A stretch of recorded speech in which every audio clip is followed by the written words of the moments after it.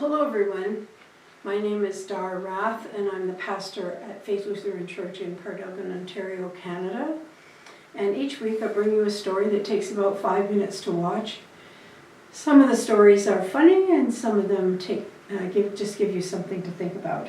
And so here's a story that's talking about work.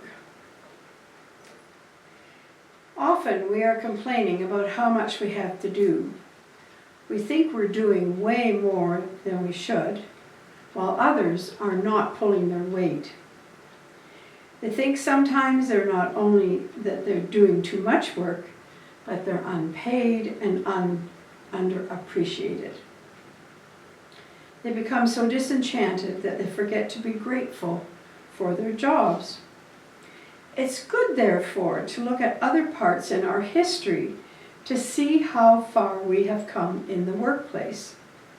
In 1852, for example, office work in England was much different from what it is like today in the early 21st century in North America. The following, printed by bits and pieces, was found in the ruins of a London office building and dated 1852. So here goes.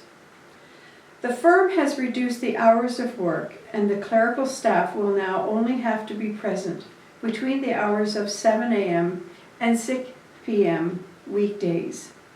Clothing must be sober nature. The clerical staff will not disport themselves in raiment of bright colors, nor will they wear hose unless in good repair. Overshoes and topcoats may not be worn in the office, but neck scarves and headwear may be worn in inclement weather. A stove is provided for the benefit of the clerical staff. Coal and wood must be kept in the locker. It's recommended that each member of the clerical staff bring 4 pounds of coal each day during the cold weather. No member of the clerical staff may leave the room without permission from the supervisor. No talking is allowed during business hours.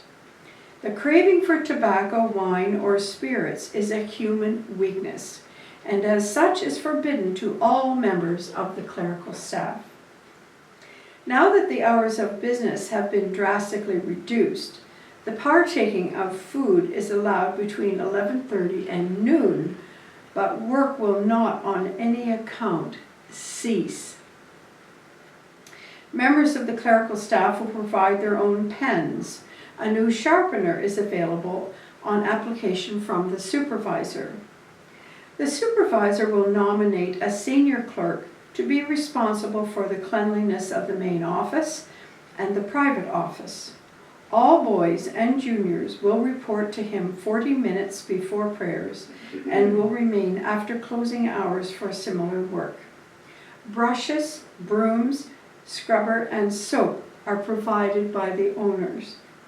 The owners recognize the generosity of the new labor laws, but will expect a great rise in output of work to compensate for these near utopian conditions. Well, needless to say, workers in advanced industrial societies have come a long way since 1852 in London. But what has not changed are these principles. The principles are this: legitimate work is noble, and for that we should give thanks. Second, everyone should strive to do an honest day's work for an honest day's pay. One of the marks of solid people is that they work hard, whether the boss is present or not. Our work helps us gain a sense of worth in our lives. Without a purpose, our lives would become meaningless. For this, we should also be thankful for having jobs. So this week, let's reflect on our own life's work. What kind of workers are we? How grateful are we for our jobs? How can we become better workers? Well, on a personal note, I can say that I love my jobs. I've loved every job I've ever had. I was a nurse for 40 years and worked in a variety of different settings. Went back to school a couple of times to get master's degrees and became a professor at McMaster University in nursing and at University of Toronto in epidemiology.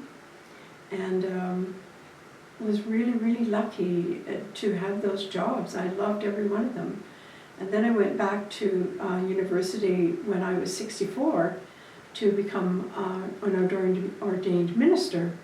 And I love what I do. I love my work here at Faith Lutheran Church in Port Elgin, and I'm very appreciative of being hired here to do this work. So, blessings on your day. Think about your work life, and thanks for taking 5, and I'll see you next week.